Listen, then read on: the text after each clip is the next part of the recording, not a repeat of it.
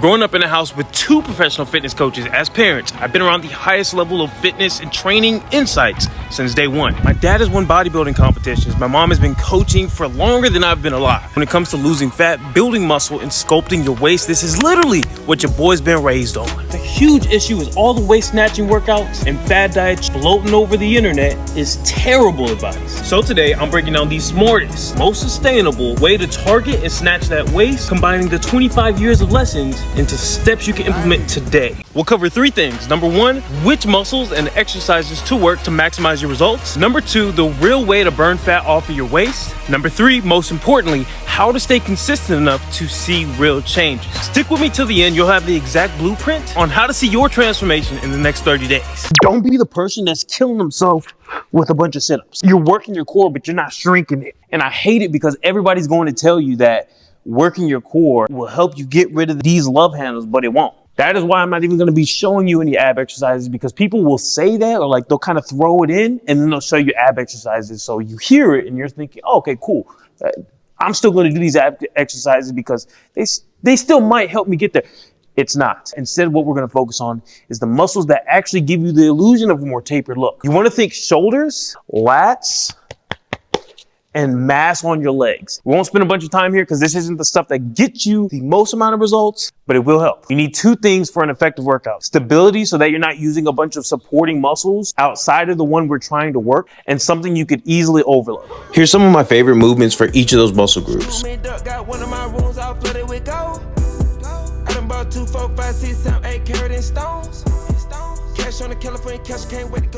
Focus on these, and I promise you, you're not going to waste a little time you have killing yourself with crunches. Now let's shed off some fat while I'm doing my client check-ins. Most people think endless cardio is the answer, but unless you're about to run a marathon, let me save you the blisters and show you how to snatch your waist in the meantime. Relying on cardio to lose fat is like trying to empty a pool with a fucking spoon. You could do it, but do you want to? Use this 3-point list I'm using for my clients instead. This is where I'm gonna lose you because math is involved, but it's not fucking calculus or useless shit you learned in school. It's very simple. Multiply your body weight by 10.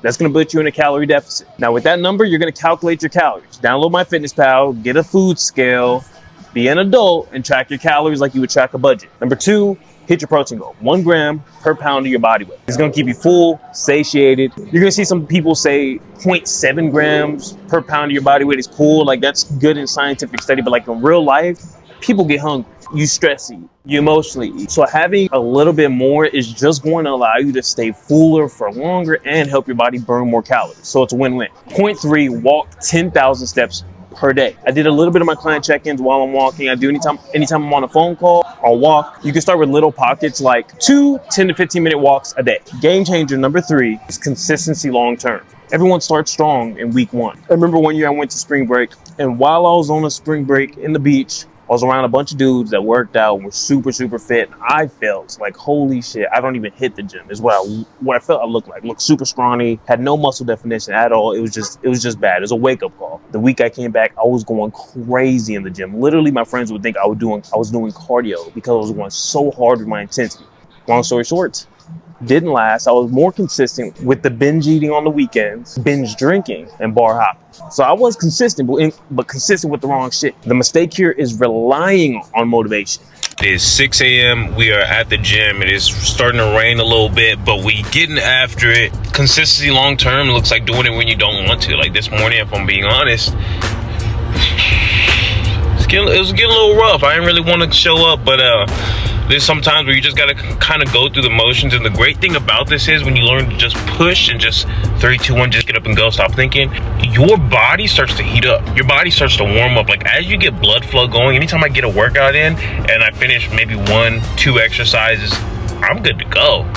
For 99% of the time, I'm good to go. I'm ready. I'm excited. If I'm going on a morning walk first thing, I hate it. And then once my blood starts going, I'm good to go. So get yourself moving if you're trying to find motivation. Easiest way to go about it is start smaller to build habits. When I first started, one of the first habits that made it very easy for me to start to stack and get confidence that I could stick with the things I'm going to say is making my bed. I know it sounds super simple, super small, but if I can commit to that and then stick to that, then came hitting a protein goal.